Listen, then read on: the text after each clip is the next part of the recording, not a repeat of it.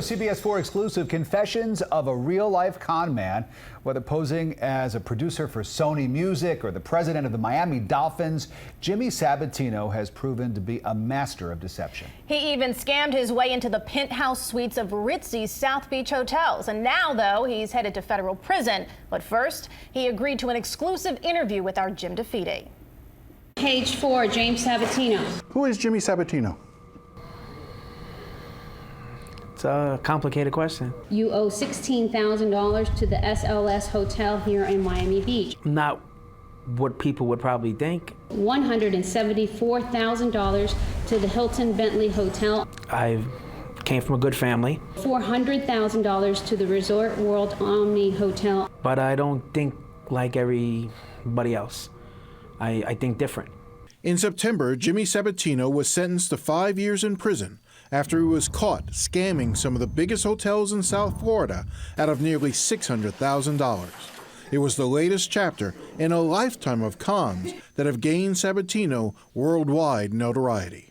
You don't mind if I refer to you as a con man? No, how can I? What the past is my past is my past. I understand why someone would refer to me as that, but it don't define me. When he was 18, he somehow convinced FedEx he was the president of the Miami Dolphins and tricked them into turning over packages containing $268,000 worth of Super Bowl tickets.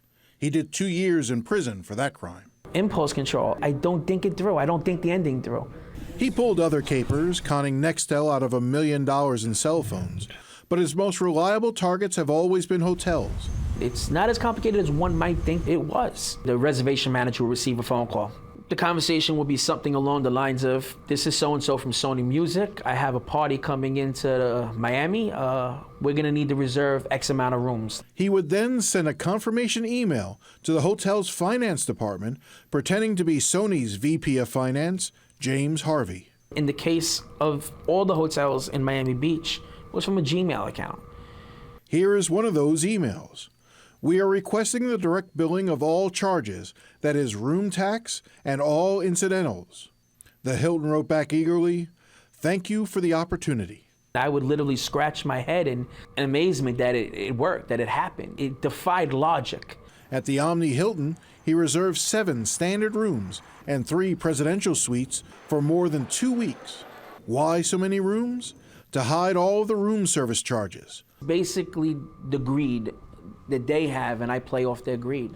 Sabatino had 144 bottles of high-priced champagne delivered one day to the presidential suite. The tip, almost $11,000. Hundreds of other bottles were delivered to other rooms. How are you converting that room service into cash? You don't think I was drinking 500 bottles of champagne, do you? I don't drink. Selling them. Some of the best clubs and high-end liquor stores in Miami, we're buying them at discounted prices. Don't pull out the big boy on them. This is the Let's not pull out the big boy on them, you heard? This is the baby. Yeah. But Sabatino always pushed his cons too far. 2 months after being hit for nearly $500,000 in charges, the Hilton's general manager finally asked, can we please confirm the legitimacy of James Harvey? I kept going until I get caught. And as intelligent as I am, it's common sense that I'm gonna be caught, but I don't stop.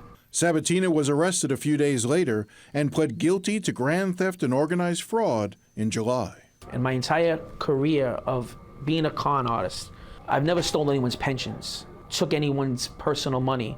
My victims have always been companies, corporations. I'm not justifying it, but I'm saying in my mind, there was some integrity to what I've done. Now, last week, a federal judge ordered Sabatino to undergo a mental health evaluation.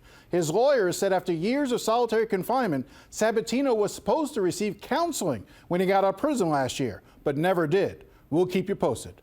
I'm Jim DeFede, CBS4 News Tonight.